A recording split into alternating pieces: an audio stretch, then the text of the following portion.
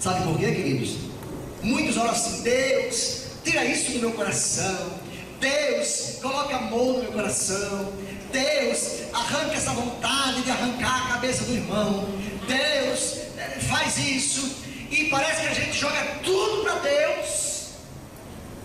E Deus olha para nós e diz: leia Colossenses 3,5, e está dizendo para você: é você mesmo, através da minha palavra e da decisão que você tem e toma, você faz a sua natureza se submeter ao Espírito e à palavra.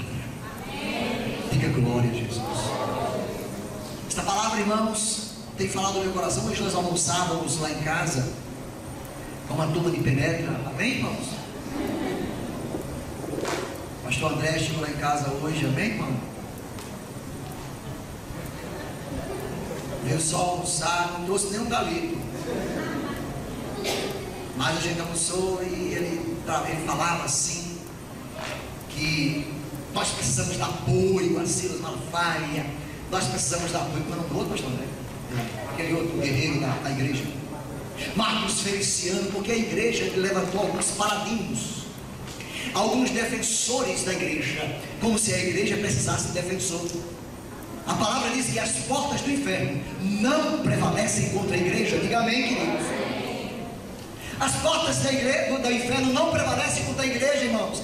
Então a gente não precisa de ninguém estar defendendo, irmãos. Criou-se uma guerra agora institucional entre aqueles que representam supostamente a igreja e essa guerra aí dos homossexuais, daquele grupo LGBT. Está gravando, tá? Aí, cuidado, viu? Na hora de editar. Pessoas mundanas que têm uma natureza terrena de prostituição, de impureza, de paixão, vil concupiscências, idolatria. O versículo 6: aqueles que praticam estas coisas, por estas mesmas coisas, versículo 6, por estas coisas vem a ira de Deus sobre os filhos da desobediência. Então não precisa, irmãos, eu agora estar fazendo guerra com esse povo, meu irmão. Eu preciso pregar o evangelho, irmão.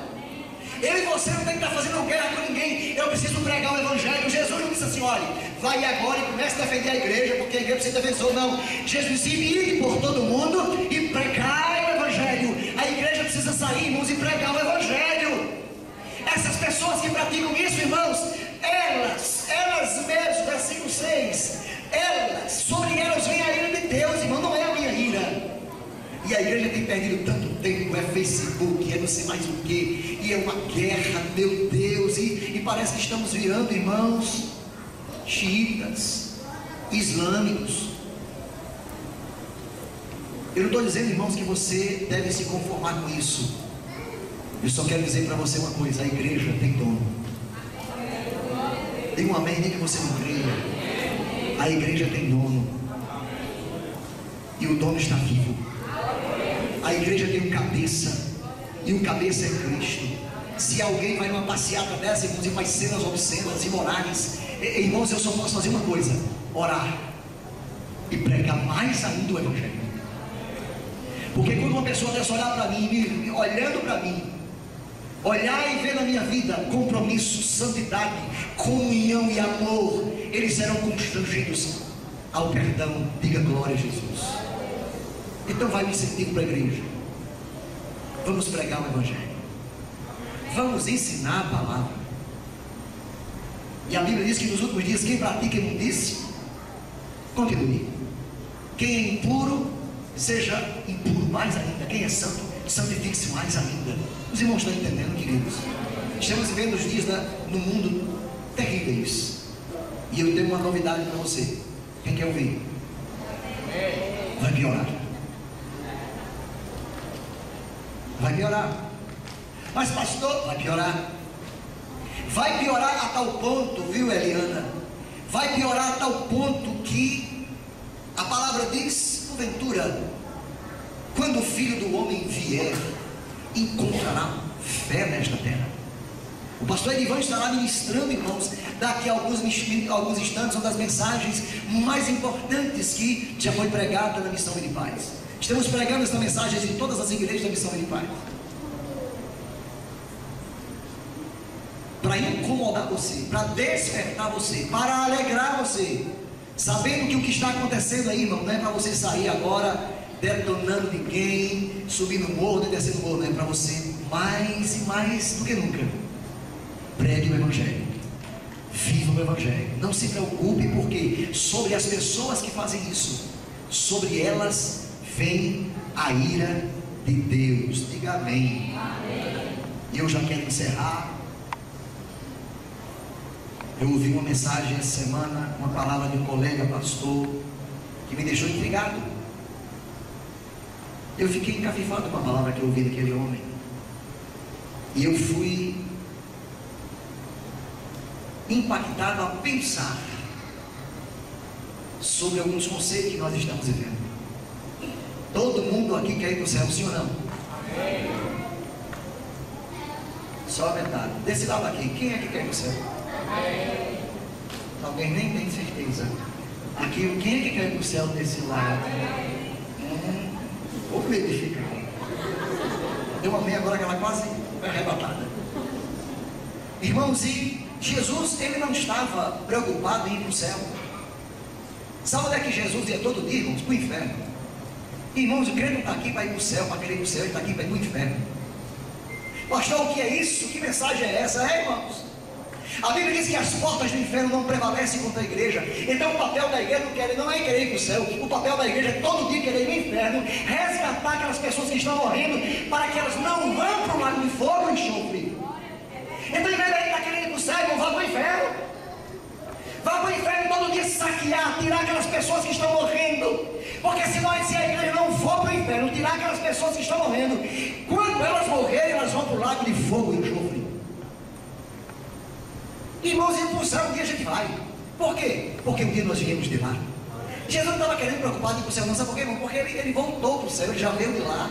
Então, em vez de Jesus estar querendo ir para o céu, ele estava indo para o inferno todo dia, buscando aquelas pessoas, resgatando aquelas pessoas que estavam indo para o lago de fogo e enxofre. E quando ele terminou a obra dele, ele foi para o céu. Diga amém. Diga para as pessoas do seu lado, não se preocupe não, irmão. Vá para o inferno. Buscar as pessoas que estão morrendo sem Jesus. Diga, quando você terminar esta obra e ir para o inferno, aí Jesus vai dar para o céu. Diga, porque você veio de lá. Que mensagem dura de escutar essa. Não, Gilberto não escutou isso lá na vá para o inferno, Gilberto. Vá para o inferno.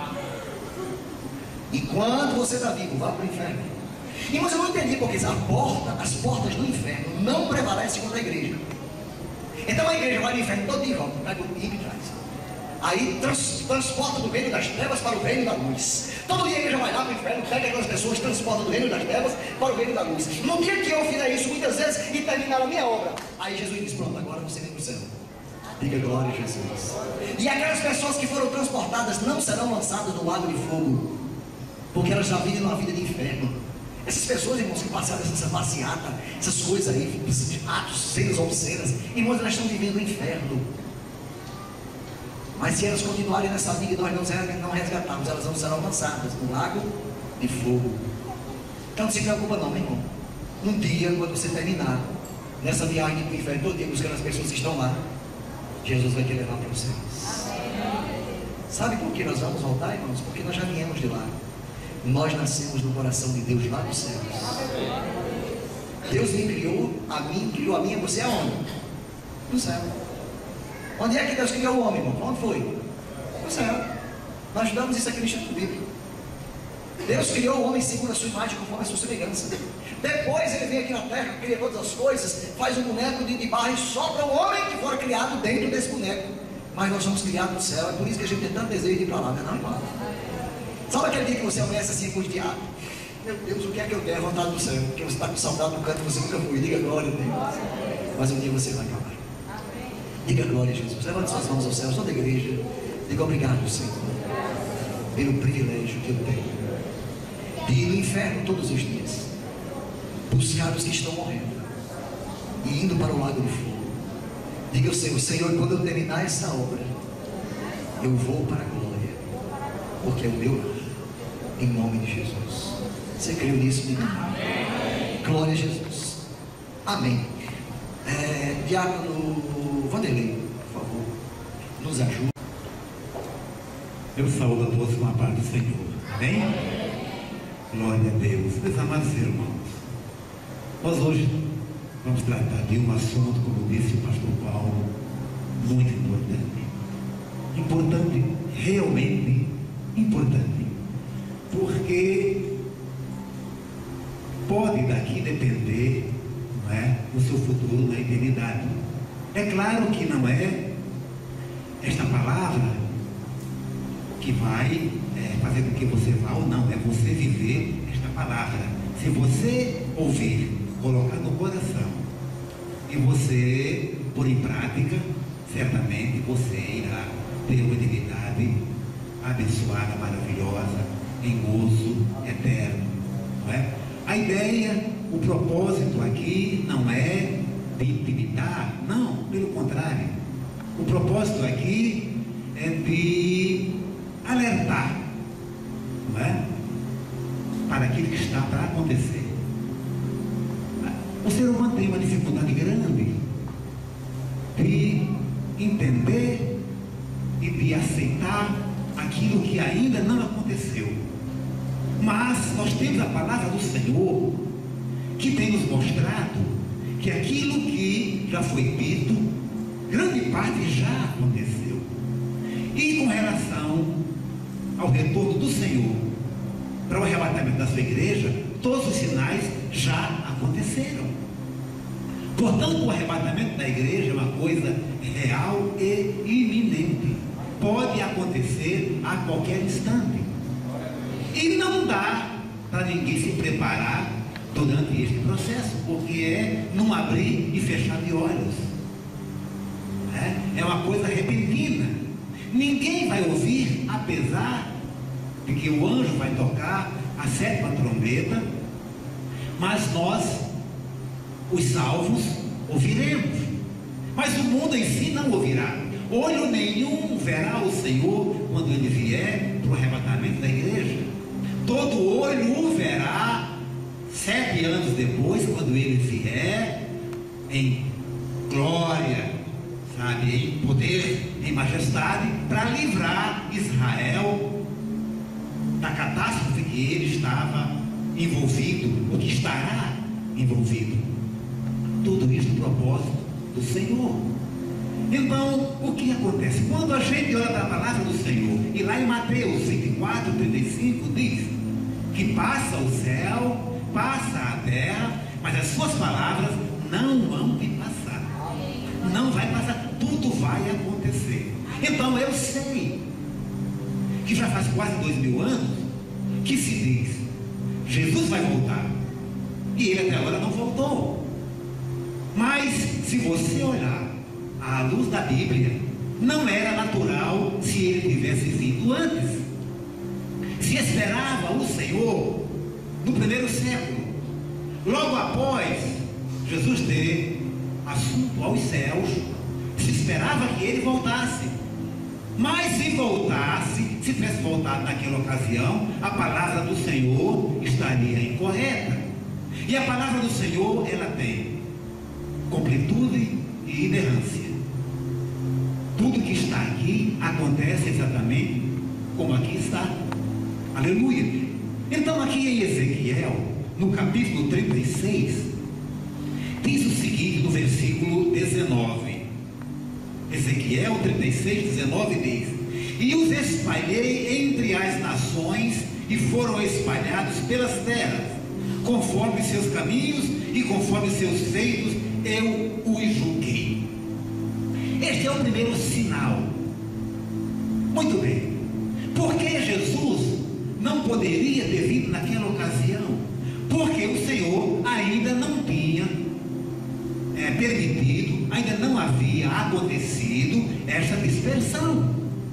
Alguns imaginavam que essa dispersão poderia ter sido no ano 722 a.C., quando levaram cativas as 10 tribos do norte.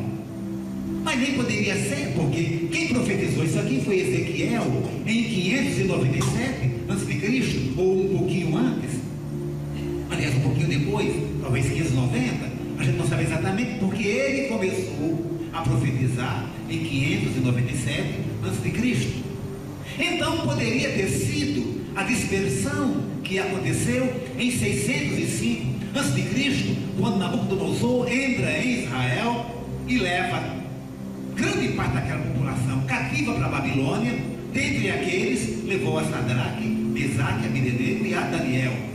Também não poderia, porque era um período anterior à profecia de Ezequiel. Mas poderia ter sido da segunda vez que Nabucodonosor retorna a Israel e desta feita leva o restante em 586 a.C. E desta feita ele levou também o profeta Ezequiel, que é tido como profeta do exílio. Poderia ter sido? Não poderia ter sido. Por quê? Naquela ocasião eles foram levados para uma única nação, para a Babilônia. E aqui o Senhor fala que ele os espalhou pelas nações. Então não estaria de acordo. Mas quando houve a diáspora, que nós conhecemos, porque é um fato que aí academicamente é muito conhecido, quem faz o ginásio, o colegial, já viu sobre a diáspora, que aconteceu 70 depois de Cristo, quando os romanos entraram em Israel, comandados pelo general Tito, e agora eles derrubam o templo, que até hoje não foi reerguido, mas será, muito em breve, será reerguido, né? E tem propósito para isso, mas ele será reerguido após o arrebatamento. É um sinal pós-arrebatamento. O sinal para o arrebatamento agora vem aqui no mesmo capítulo 36. Veja que o Senhor dá um pulo em 7 versículos de alguns séculos, porque no 25 do capítulo 36 de Ezequiel diz: então espalharei, Ezequiel 36, eu li o 19, o 24, e vos tomarei dentre as nações, e vos congregarei de todos os países, e vos trarei para a vossa terra. Aleluia. Meus amados irmãos, a diáspora foi o seguinte: os judeus, eles foram desbaratados, eles foram para todas as nações. Nós vemos hoje judeu, americano, brasileiro, russo, francês, de todas as nacionalidades tem judeu. Nós sabemos disso. E esses judeus já estão sendo congregados, e isto vem acontecendo em 65 anos. Isso está acontecendo. Por quê? Israel não era tido como país. Israel foi um reino que deixou de existir, e agora era um lugar que não tinha um nome. Em 1948, precisamente no dia 14 de agosto, numa reunião de abertura da ONU, por coincidência, presidida por um brasileiro, por Oswaldo Aranha, reconheceu-se Israel como país. Aleluia. E a partir daí começa agora a congregação dos judeus em Israel. Então, a partir de 1950 até hoje, 65 anos, os judeus estão se congregando, e agora eles basicamente terminaram, porque em Israel já existe congregado 7 milhões de judeus. Alguém pode pensar, olhando para a dimensão do Brasil, de 200 milhões de habitantes, e achar que 7 milhões é pouca gente. Mas vamos ver um detalhe aqui importante: o território total de Israel é menor do que 40% do território do Rio Grande do Norte, que já é o 3º menor estado brasileiro. Nós só ganhamos de Sergipe e de Alagoas, perdemos até para Paraíba. Nós temos 53 mil, estou arredondando, 53 mil quilômetros quadrados. Israel tem 20.700 quilômetros somente, e lá já estão congregados 7 milhões de judeus, 80% nas cidades. E é mistério que isto aconteça. E Deus está colocando esses judeus lá para quê? Para purificá-los, para puni-los e purificá-los. É isto. Eles devem saber disso porque eles têm a Bíblia. E os judeus não conhecem, por não ter interesse, o Novo Testamento. Mas o Antigo Testamento eles conhecem com perfeição. A Torá dos judeus é igual ao nosso Pentateuco. São os 5 primeiros livros escritos por Moisés, que vai de Gênesis a Deuteronômio. Eles conhecem isso. E eles conhecem também Ezequiel, Isaías e tudo mais, porque eles têm o Devim e eles têm o Ketuvim. São 2 outros livros de Israel, dos judeus, que aí completa todo o Antigo Testamento que nós conhecemos. Então eles conhecem a palavra do Senhor e sabem dessa profecia. Mas o Senhor os conduziu de volta para Jerusalém, para Israel. E recentemente nós vimos aí os judeus franceses retornando. E eles compram passagem só de ida, porque eles estão indo para a sua terra. E lá já não está cabendo muito, tanto que eles estão avançando pela Palestina e criando todos esses problemas que nós vemos aí, essa briga entre judeus e palestinos. Muito bem, meus amados irmãos, se já se cumpriram esses 2 sinais, e os sinais intermediários também, porque quando a gente olha lá para Daniel, no capítulo 12, versículo 4, a gente vê o seguinte: e tu, Daniel, fecha essas palavras e sela este livro até ao fim do tempo. Muitos correrão de uma parte para outra e a ciência se multiplicará. Muito bem, esse sinal não tinha acontecido na época de Jesus e muito menos antes dele. Acontecendo agora, na nossa geração. Meus amados irmãos, se vocês pararem para pensar, nesses últimos 65 anos, a ciência se multiplicou muito mais do que se multiplicara nos 6.000 anos anteriores. Se você comparar o que aconteceu na ciência em 6.000 anos e nesses 65 anos, de 50 para cá, de 1950 para cá, agora ela se multiplicou muito mais. E a gente começa a olhar, veja, não vai muito longe. Eu falei aqui um outro dia, vou repetir agora porque a maioria não estava aqui. Eu sou considerado um dos dinossauros na área da informática comercial do Brasil. Em 75 eu já era operador e programador de computador. E hoje eu conheço muito pouco de processamento eletrônico de dados, porque eu não continuei na área. Mas naquela ocasião eu trabalhava com computador numa empresa por nome Adria, que é uma indústria de alimentos, de macarrão e tudo mais. Muito bem, eu estou falando isso porque naquela ocasião o computador que eu trabalhava tinha 1,80 m de altura, tinha 80 centímetros de largura e 80 de profundidade. E aqui vocês, a maioria, conhecem de processabilidade, conhecem essa linguagem. Hoje aquele meu celular ali tem 8 GB de memória. O meu computador tinha 32 KB. Meus amados irmãos, 1 megabyte tem 1000 KB. 1 GB tem 1000 megabytes. Olha o quanto era nada. O meu computador não tinha memória, tinha uma vaga lembrança. Muito bem, olha o quanto se multiplicou de lá para cá. Se você olhar na área da medicina, veja o quanto evoluiu. Eles já conseguiram mapear o DNA humano. Eles decodificaram o genoma. Aleluia!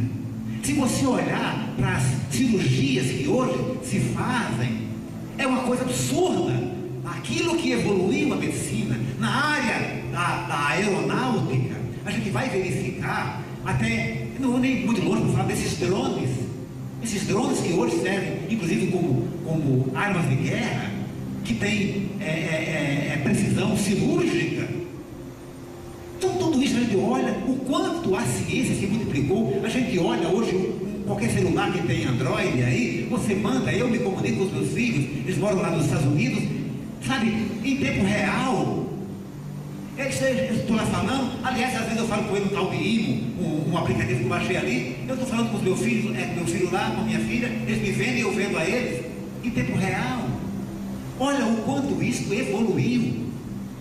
Há não muito pouco tempo atrás, eu tinha uma empresa em São Paulo, e era uma loucura, porque São Paulo é muito grande, o trânsito é muito pesado, e agora muito mais, estou falando da década de 80, mas naquela época eu tinha que ficar cruzando a cidade de um lado para o outro, levando orçamento para as empresas. Quando saiu o fax, aquilo para mim foi a maior, ainda continua sendo, a maior invenção do ser humano, porque me criou, me gerou uma tranquilidade, sabe? Me trouxe uma paz de espírito, que agora eu não precisava mais caminhar para levar os orçamentos, eu mandava via fax. Mas o fax, os jovens aqui, os mais novos, nem sabem o que é um fax. Aleluia. Nós temos os e-mails muito mais eficientes. O fax ainda está meio tremido, alguma coisa assim, mas era uma coisa fabulosa, não é? Então, a ciência tem se multiplicado de uma maneira extraordinária. Isso para se cumprir a palavra do Senhor. E diz também aqui no versículo 4 de 12 de Daniel, de que as pessoas dos últimos tempos estariam freneticamente de um lado para o outro. E a gente sabe que hoje são milhões de pessoas de um lado para o outro, o tempo todo, nesse exato momento. Tem milhares e milhares e milhares de pessoas dos ares, indo de um lugar para o outro. Eu estava nessa ocasião, eu morava em Salt Lake City, lá no oeste americano, e eu vinha muito para São Paulo. Então, num daqueles voos que eu peguei de Salt Lake City para Chicago, nós chegamos em Chicago, e Chicago era aquele aeroporto, naquela ocasião, o aeroporto de maior movimento do mundo. E nós chegamos lá, quase 6 da tarde, e o avião não pôde taxiar para encostar, para a gente poder descer. Ficamos lá numa área restrita, e enquanto ficamos ali, eu, que normalmente ficava na janela, aí olhei para o céu assim, e vi literalmente uma fila de aviões. E era uma fila muito longa, com aquelas luzes acesas. Aquilo me chamou a atenção, e eu só via descendo, e descendo, e descendo. Eu comecei a cronometrar. E a cada 2 minutos pousavam 3 aviões. É que os aviões não descem com 10, 15 passageiros, não. É com mais de 100. A cada 2 minutos, 3 aviões. Eu sei que aquilo não deve ser a média das 24 horas daquele aeroporto, mas não deve ser também tão diferente. Então estamos falando de um aeroporto. Agora imagina isso no mundo inteiro. Quantas pessoas estão de um lado para o outro para se cumprir a palavra do Senhor? Então, meus amados irmãos, diz em Apocalipse, talvez eu não fale, e se alguém quiser no final pegar algumas escrituras comigo, eu posso dar, não tem nenhum problema. Talvez aqui eu não cite algumas para ganhar um pouco de tempo. Mas em Apocalipse diz, e isto já é um sinal pós-arrebatamento, porque nós somos pré-milenistas, e que bom que meu pastor também é pré-milenista, então eu posso pregar desta maneira sem nenhum problema. O que isto quer dizer? Que o arrebatamento da igreja vai acontecer antes do estabelecimento do milênio. Aleluia! Muito bem, então hoje já estão acontecendo sinais pós o arrebatamento. Por exemplo, a maioria aqui já ouviu, se não todos, que já estão falando de um chip que se vai colocar na mão direita. Há 3 anos atrás, a Nokia gastou $1 milhão numa pesquisa para saber o melhor local do corpo humano para instalar um chip. Se tivesse perguntado, teria feito por R$10, porque é só abrir Apocalipse, está aqui, na mão direita ou na testa. Meus amados irmãos, Satanás, ele não dormita, e ele é mais inteligente do que todos nós aqui. Ele não é mais sábio. Sábio somos nós que escolhemos o caminho certo, escolhemos o lado certo. Ele escolheu o lado errado, mas ele é muito inteligente. E nós não somos páreo para eles. Nós somos páreo para eles porque tem sobre nós a graça do Senhor. E é esta graça que faz com que nós resistamos a Ele e Ele fuja de nós. Não é por nós, é pela graça do Senhor em nós. Então, a maior parte daquilo que Satanás diz é verdade. Sabia disso? Satanás não vai colocar na sua frente uma pedra grande. Você vai ver. Ele vai colocar as miúdas, as pequenas. É nela que a gente tropeça. Ele vai trabalhando de forma inteligente. O que ele está fazendo? Está num campo de teste, com esse bendito desse chip. Hoje é até uma coisa desejável e agradável. Quem não gostaria de ter um chipzinho com todos os seus dados? Não precisa mais andar com cartão de crédito, nem com RG, nem com identidade, com carta de motorista, por nada disso. Você está tudo ali. Parece muito interessante. Mas, meus amados irmãos, diz a palavra do Senhor que este é o sinal da besta. E quem colocar vai experimentar a ira do Senhor. Mas diz a Bíblia também que ele vai fazer colocar em pequenos, em grandes, em pobres, em ricos, em pretos, em brancos, em gordos, em magros, em todos. Você não vai comprar, você não vai vender, você não vai fazer coisa nenhuma se não tiver o chip. Não vai ter dinheiro, não vai ter cartão, tudo está no chip. O seu salário entra do chip. A compra que você faz na farmácia, no supermercado, sai do chip. Você só passa ali. Vai ser assim. E aí? E como viver? Se você não tiver o chip. E se tiver o chip, você sabe que vai ter uma segunda morte. Vai ter a morte espiritual, porque vai para o inferno. Vai experimentar a ira do Senhor. Então, meus amados irmãos, é bom conhecer a palavra do Senhor, porque a gente fica prevenido. Se porventura alguém aqui não subir no arrebatamento, tem ainda uma chance. Mas eu lhes digo, não vale a pena esperar por essa chance, porque ela vai ser muito dolorosa. Porque o que acontece? A economia mundial vai ter, depois do arrebatamento, um grande problema. Pior do que foi 2008, 2009. Mas, irmãos, aquilo que se levantou em 2008, 2009, há 6, 7 anos agora, aquele gigante não está morto. Ele está hibernando. As economias dos países ainda tinham margem, tinham recursos, tinham gordura para queimar. E fizeram o possível e equilibraram a situação. Mas quando acontecer a próxima, não terá mais essa condição que tinha antes. E a economia vai ter um grande problema. E por que vai ter um grande problema? Para que isso aconteça, a palavra do Senhor se cumpra. Porque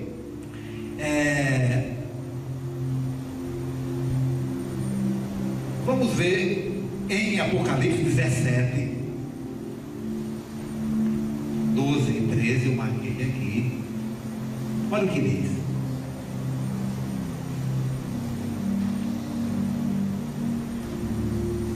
(17 e 12). E os 10 chifres que existem são 10 reis, que ainda não receberam o reino, mas receberão o poder como reis por 1 hora, juntamente com a besta. Estes têm o mesmo intento, e entregarão o seu poder e autoridade à besta. É importante entender isto aqui, porque quando a economia mundial entrar numa derrocada, pior do que foi a depressão de 1929, e vai ser pior, vai se entrar em pânico. E aí, agora, o anticristo, a besta, que a Bíblia aqui fala, ele estará no poder de um país. Isso que eu vou dizer aqui agora é o que eu acho. Pelo amor de Jesus, não vou dizer por aí que o pastor Edivan falou que era exatamente assim, porque eu não tenho certeza do que eu vou falar aqui agora neste momento. Eu acho que o anticristo vai ser um russo. E por que eu acho isso? Porque depois do arrebatamento da igreja, 7 anos depois, o Senhor vai levar aquelas nações todas para guerrear contra Israel, e por fim irá o inimigo do norte, que está lá em Jeremias 4:6 ou 6:4, não tenho certeza agora. Ele pode olhar ali, ou Jeremias 4:6 ou 6:4. Um outro dia eu tive a curiosidade, peguei o mapa mundi e tracei uma linha reta de Israel para o norte, e caiu exatamente no território europeu da Rússia. Nós sabemos todos aqui que a Rússia é um país euroasiático, assim como a Turquia também é um país euroasiático. Então o que acontece? Este país é que irá, por fim, contra Israel, E vai ser um desastre para Israel, como está em Mateus 24. Leiam depois em casa, Mateus 24, lá vocês vão ver o que o próprio Jesus está falando disto. Então, se Jesus não abreviasse aqueles dias, não viesse em socorro de Israel, não sobraria nem o pente dos judeus. Tudo seria dizimado. Porque Israel é um país pequeno e encardido. Ele é pequeno, mas tem um dos mais poderosos exércitos do mundo hoje.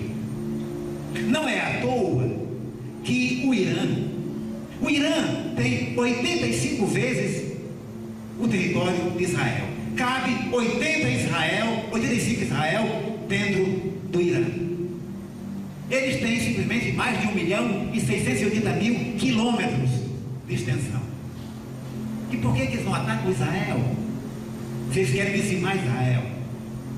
Israel é hoje muito poderoso, mas não é páreo para todas as nações. Já vai estar afatigado, já vai estar cansado, e agora vai um inimigo de muito peso, e nós sabemos que a Rússia é de muito peso.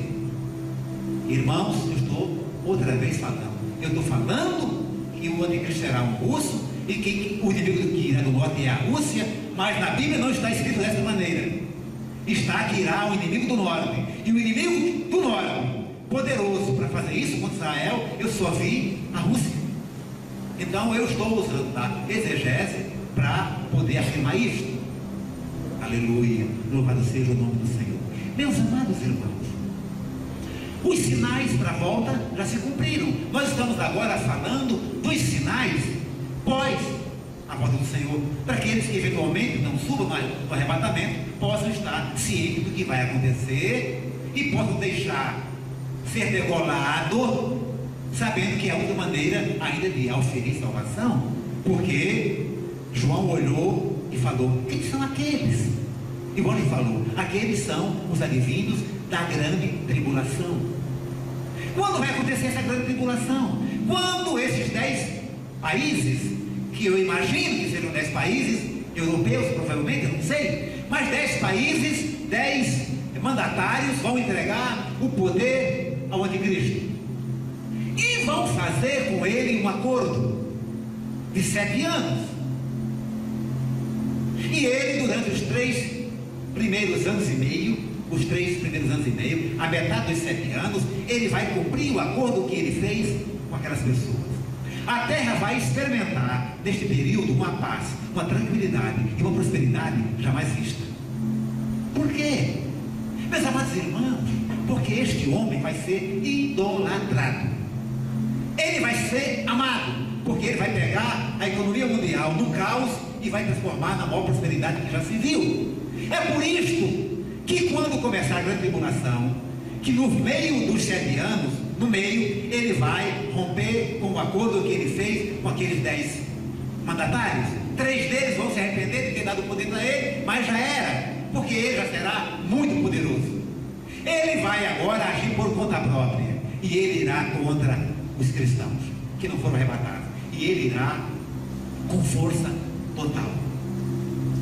E agora ele vai forçar, agora vai ser obrigatório a colocação do chip. Não é mais uma opção. E é por isso que pai vai entregar filho, mãe vai entregar filho, filho vai entregar pai, e assim por diante. Por quê? Porque não vão entender como é que pode você não querer colocar uma coisa tão simples, um chip. Esse homem está pedindo, ele é maravilhoso. E como é que você, só que você, meu amado, minha amada, sabe o que significa o benito do chip? Já viu o que aconteceu com o arrebatamento, e agora não tem escapatória. É melhor ir para Campo Redondo, plantar batata e viver lá, e não precisar do chip, porque se você ficar na cidade vai ter problema. Ou coloca o chip, ou vai ter grandes problemas na sua vida. Aleluia. Mas Deus, o Senhor Jesus Cristo, Ele irá fazer com que essas nações todas possam ir até Israel, para que ele possa, eu vou dar aqui só duas escrituras, para vocês possam depois encontrar depois, não é? Lá em Daniel 12:7 tem os 3 primeiros anos e meio, não é? E Apocalipse e também Daniel 9:7. Depois vocês vão ver isso aí, não é? Muito bem, mas em Apocalipse 7:14 fala da tribulação. Meu irmão, essa grande tribulação vai ser uma pressão muito violenta. Se você não consegue ser crente hoje, num país laico como o nosso, a gente sabe o que está acontecendo na Índia. Eu tenho um amigo que vou trazendo aqui, qualquer dia desse, ele está indo para a Tanzânia, mas antes de ir para a Tanzânia, em missão, ele veio recentemente da Índia. E a Índia está um problema. Não é só lá não, tem muitos países asiáticos e do Oriente Médio que é um problema para o cristão. Mas aqui nós vivemos num país maravilhoso, nós podemos pregar o Evangelho como nós fazemos hoje, não é? É um país laico, ainda se respeita isto, mas dia virá que não se respeitará. Me perdoe pelo que eu vou dizer aqui agora, porque isso aqui não é público para falar de política, mas se o PT tivesse já conseguido implantar a abordaça, a imprensa, que eles sempre tentaram, desde a época do Bushinken, e vem tentando todos os dias, se ele conseguir implantar essa cartilha amaldiçoada que eles falam de implantar nas escolas para que crianças possam escolher ser gay ou não, e dia virá que eles vão conseguir. O PT ou outro partido qualquer, mas eles vão conseguir. Eles vão conseguir fazer tudo aquilo que possa perseguir o cristianismo. Tudo que disser respeito ao Senhor Jesus Cristo será amplamente combatido por Satanás. Atualmente tudo isso está acontecendo, é mistério que aconteça, é natural que aconteça. Eu vejo como natural pessoas irem contra e discutirem, eu vejo isso natural e até salutar, mas é natural que aconteça, porque está na palavra. Vai chegar um ponto que de fato até nós vamos duvidar da fé. Será que haverá fé na terra quando o Senhor vier? Isto é fato. Hoje a gente começa a olhar para as coisas, até às vezes podemos duvidar de Deus. Como é que Deus não está nesse negócio? Eu sou crente, eu sou fiel, vou para a igreja e me acontece isso, me acontece aquilo. Meus amados irmãos, não se preocupem com os problemas que hão de vir. Devemos nos alegrar, porque quanto pior ficar, mais próximo será o arrebatamento. A outra coisa que eu vou dizer, e não digo por aí que eu falei que o arrebatamento vai acontecer em no máximo 3 anos, eu estou falando isto por uma razão muito simples. Deus, Ele tem negócio, eu não sei qual é, com o número 7, com o número 12, Ele tem com o número 30, Ele tem com o número 70. Pode reparar, o 7, o 12, o 30 e o 70 são números que Deus tem trabalhado muito com eles. Estou falando isso porque daqui a 3 anos vai se completar 70 anos que Israel foi novamente reconhecido como país. Os sinais já aconteceram e eu acredito que nesses próximos 3 anos, pode ser hoje, pode ser amanhã, pode ser daqui a 3 anos, mas eu acredito que não passará de 3 anos o arrebatamento da igreja. Mas isto é uma presunção minha, porque na realidade aqui na terra ninguém sabe a data e hora, ninguém sabe. E Jesus, quando esteve aqui, ele falou: olha, eu volto em breve, mas dessa data, está lá em Mateus 24, dessa data ninguém sabe, nem os anjos que estão no céu sabem, só o Pai. Hoje a Trindade sabe, o Espírito Santo está dentro de você, ele sabe, Jesus Cristo sabe, Deus, o Pai Eterno sabe. Se o Espírito Santo quiser revelar a você, ele vai revelar, e você vai começar a sentir o que eu sinto hoje. Eu sinto essa proximidade da vida do Senhor, mas é uma coisa minha, particular minha, porque nós temos o Espírito Santo dentro de nós, mas não quer dizer que tenhamos todos intimidade com Ele.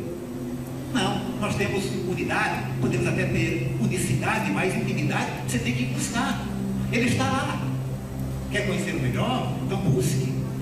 Quer que Ele se envolva em você? Busque isto. Aleluia. Louva seja o nome do Senhor e Ele vai te revelar. Meus amados irmãos, tenho certeza, o inimigo está trabalhando a pleno vapor. Ele está dando os últimos suspiros. Ele está buscando tragar quem ele possa. Quando você aceitou o Evangelho, o espírito mal que habitava em você, alguém pode falar, vai habitava? Jesus fala que ele estava.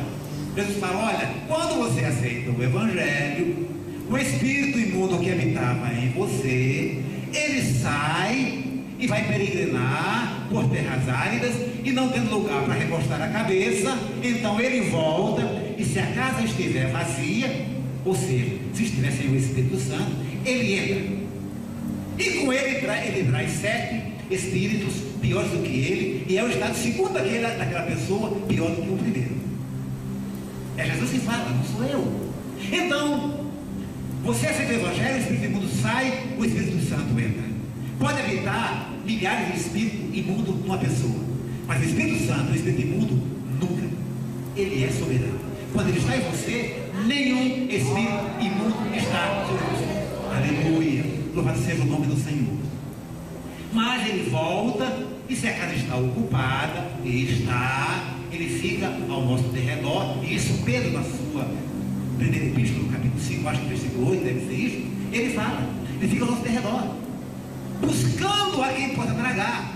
Ele está em todo o tempo querendo nos derrubar, querendo nos tragar. Meus amados irmãos, ele joga laço a todo instante. Portanto, é por isso que a palavra do Senhor fala: vigiai e orai. Veja que essa sequência, ela é importante. Ele não fala orai e vigiai, ele fala vigiai e orai. Porque se você não orar, mas vigiar, você não cai. Mas se você orar e não vigiar, você cai. Aleluia. Tem que vigiar, estar de olhos abertos o tempo todo, para não ser tragado. Você passa tanto tempo da sua vida servindo ao Senhor, e no último instante você se deixa tragar. Isto é um grande desperdício. Foi o que aconteceu com o rei Uzias. O rei Uzias serviu ao Senhor em retidão por 55 anos. No último minutinho, ele resolve fazer uma besteira. Ele entra no templo e vai fazer aquilo para o qual ele não foi chamado.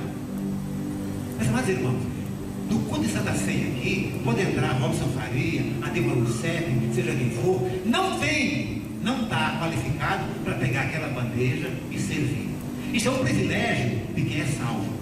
Aleluia. Louvado seja o nome do Senhor.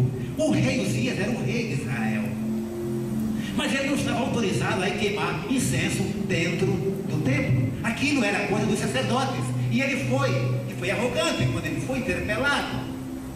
E o Senhor colocou nele câncer. Não câncer, colocou uma lepra. Colocou uma lepra, ele saiu lá leproso e ele morreu leproso. E ele ficou tantos anos servindo ao Senhor. O Senhor não se deixa escarnecer. O Senhor, ele é amor. Ele nos ama incondicionalmente, mas ele requer de nós obediência e, principalmente, como falou o pastor Paulo hoje aqui, a adoração. Foi por isso que nós fomos feitos. Nós fomos feitos com a única finalidade de adorar ao Senhor e obedecer e reconhecer a sua majestade em nossas vidas. Eu vou finalizar. Então, o Senhor espera de nós isto. Então, meus amados irmãos, estejamos muito atentos. O Senhor não deixou Moisés entrar em Canaã por uma coisa aos nossos olhos tão pequenas. Eu só vou falar isto porque é importante que a gente entenda que Deus é Deus dos detalhes, e Ele está atento ao nosso agir em todo o tempo. É de verdade que o Senhor não olha muito para as nossas ações, Ele olha muito mais para as nossas motivações. É aquilo que está no nosso coração, é isso que chama a atenção de Deus. Mas Moisés, numa certa ocasião, o Senhor falou para ele, quando estavam os hebreus do deserto, com muita sede, e Moisés foi clamar a ele e falou: Moisés, vai naquela rocha lá e bata com o seu cajado, porque lá vai sair muita água. E saiu muita água para matar a sede de talvez 5, 6 milhões de pessoas, e os animais e tudo mais. Foi muita água. Então o Senhor falou para Moisés ir naquela rocha e bater com o cajado. Mas um pouco mais adiante, eles caminharam em direção a Canaã, e o povo sente sede outra vez, e Moisés vai ao Senhor, e o Senhor fala para ele: Moisés, vá naquela rocha e fale à rocha que ela vai dar água. E Moisés, atarantado como estava, ou não sei por que razão, ele foi olhar, e ao invés de falar para a rocha, ele outra vez bateu na rocha, e o Senhor se aborreceu com ele. E por esta batida na rocha, ele não pôde entrar em Canaã. Deus, ele é um Deus de detalhe. Ele requer de mim e de você que nós cumpramos a sua palavra, à maneira dele.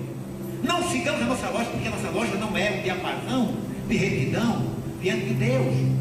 É a sua palavra que nos guia.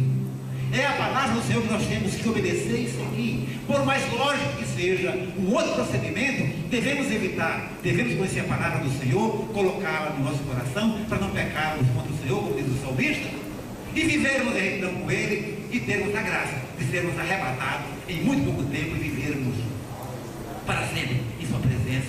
Eu te deixo em nome de Jesus Cristo. Amém.